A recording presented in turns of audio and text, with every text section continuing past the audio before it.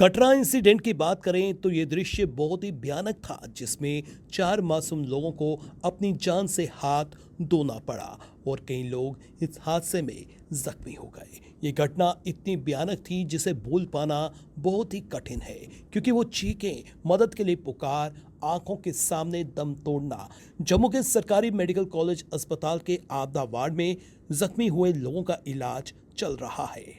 अधिकांश घायल यात्रियों ने दावा किया है कि ये एक तेज गड़गड़ाहट थी, जिसके बाद आग का एक बड़ा गोला दिखाई दिया और सभी को रोते, चिल्लाते और सुरक्षित भागते देखा गया और हर जगह धुआं ही धुआं नजर आ रहा था। दिल्ली के 45 वर्षीय भीम ने बताया कि यह बस कटरा से जम्मू की ओर जा रही थी और 5 से 6 किलोमीटर की यात्रा करने के बाद विस्फोट से महज 10 मिनट पहले ही चालक ने वाहन की गति कम कर दी थी और कंडक्टर आराम से उसमें सवार हो गया, जिसके बाद बमुश्किल ही गाड़ी करीब 200 मीटर आगे बढ़ी कि एक धमाके की आवाज सुनाई दी और बस आग की लपटों में गिर गई और थोड़ी दूर चलने के बाद रुक गई। एकदम से शोर मच गया और रोते हुए मदद के लिए पुकारने लगे।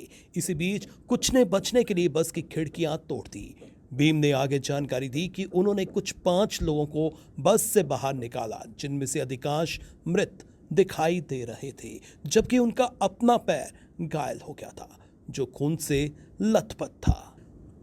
वहीं फरीदाबाद हरियाणा की 23 वर्षीय काजल ने बताया कि वह माता वैष्णो देवी जी की गुफा में पूजा अर्चना करने के बाद जम्मू की ओर बढ़ रही थी और वह अपने सेल फोन से तस्वीरें क्लिक कर रही थी कि अचानक एक धमाका हुआ, जो उनकी आंखों के सामने अंधेरा छोड़ रहा था और धक्का लगने के कारण वह वाहन से बाहर आ गिरी। काजल ने कहा कि जब वह बस से बाहर आई तो उसने बस में आग की लपटों को देखा। लोग चिल्ला रहे थे। उसके बाद कुछ पुलिस और सेना के जवान आए और उन्हें अस्पताल ले गए। इसी तरह 25 वर्षीय ज्योति, जो पेशे से एक टीचर हैं, फरीदाबाद की रहने वाली हैं, वह विस्फोट के कारण बेहोश हो गई और अस्पताल में उन्हें होश आया। ज्योति को बर्न इंजरी के कारण शरीर के कई हिस्सों में चोटें आई हैं। इसी तरह जबलपुर के 30 वर्षीय बंटी ने बताया कि जब उसने विस्फोट सुना तो वह मामूली रूप से घायल होने के बाद बस की खिड़की से बाहर कूद गया और पुलिस ने उसे अस्पताल पहुंचाया, जिससे वह अपनी जान बचाने में कामयाब रहा।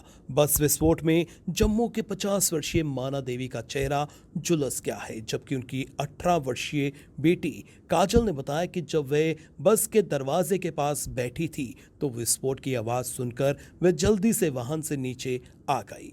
वहीं गोरखनगर जम्मू के परवेश शर्मा ने बताया कि उनका 17 वर्षीय बेटा हेमंत शर्मा आग लगने की घटना में बुरी तरह से झुलस गया है और उसकी सर्जरी की गई है।